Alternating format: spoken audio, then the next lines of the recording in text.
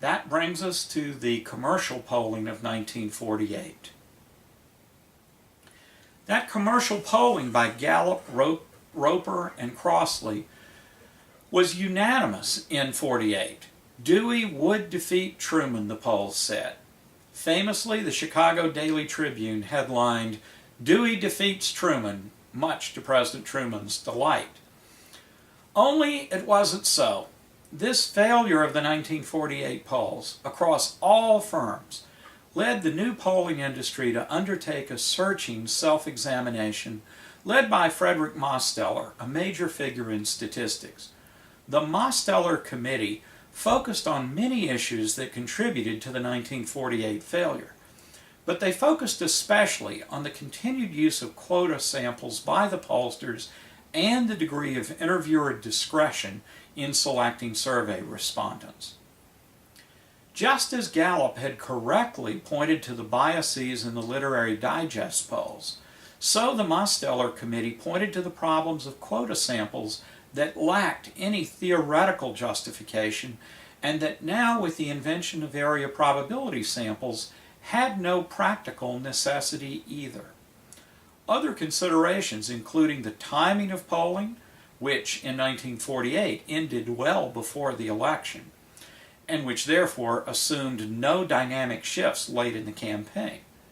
And the report also recognized the dangers of allowing interviewers large discretion in selecting individuals for interviews, while maintaining only an overall quota for various groups.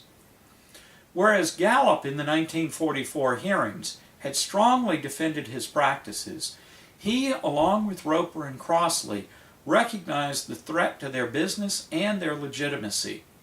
Rather than resist the recommendations of the Mosteller Committee, Gallup and the others began to move to full probability samples. The conversion process, in fact, took some time, but the theoretical debate between quota sampling and probability sampling was essentially resolved. The role of SRC's 1948 Council on Foreign Relations poll was also crucial. As a pre-election survey, it stood as proof that probability-based samples had gotten the election result right, while quota samples had failed. Further, the SRC, recognizing the crucial nature of its evidence, immediately returned to the field and re-interviewed the 1948 respondents after the election to explore the reasons for their votes and the timing of the vote decision. That evidence showed considerable late movement to Truman. Ironically, that late movement might have been captured by the commercial pollsters with their quota samples had they simply continued interviewing later in the campaign, possibly avoiding the fiasco, but also prolonging the use of quota samples. The 1948 SRC survey also launched a program in political behavior, evolving into what is now known as the National Election Study, the longest continuously conducted academic survey of political behavior in America. The 1952 and 1956 SRC election studies produced the book The American Voter by Angus Campbell, Philip Converse, Warren Miller, and Donald Stokes. I have to throw in that it was my privilege to work as a research assistant for Angus Campbell, Philip Converse, and Warren Miller. Donald Stokes had left Michigan by that time. It's a pleasure to link that period with our period, even if I was only their research assistant. This book fundamentally reoriented voting behavior research away from the sociological perspective of Lazarsfeld and his Columbia colleagues. Instead, Campbell et al. Viewed political behavior in psychological perspective as the interplay of attitudes about parties, issues, and candidates. This provided a more dynamic explanation of election outcomes than the Lazarsfeld approach could. After all, Campbell argued, how could essentially constant sociological characteristics explain Truman's win in 1948, but also Eisenhower's landslide just 4 years later?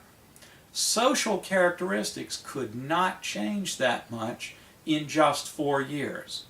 but psychological attitudes certainly could. In conclusion, in the 1930s, the quota sample was the only practical method for national surveys. But like the literary digest before it, quota sampling, along with the large amount of discretion it left to interviewers, held the seeds of its own destruction.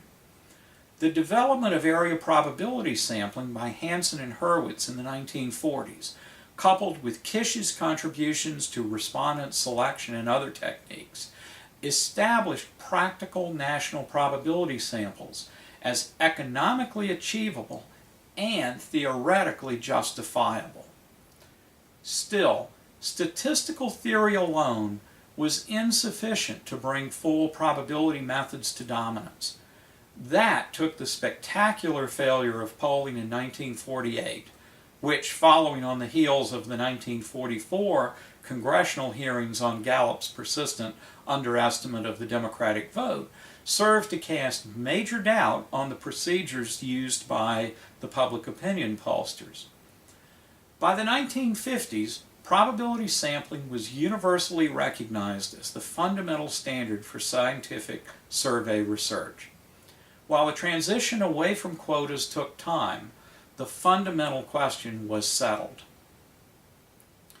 We'll see in later lectures how the rise of internet samples and the decline of response rates have led to new questions about the feasibility and the necessity of probability sampling. But that's for another day. We'll be back later.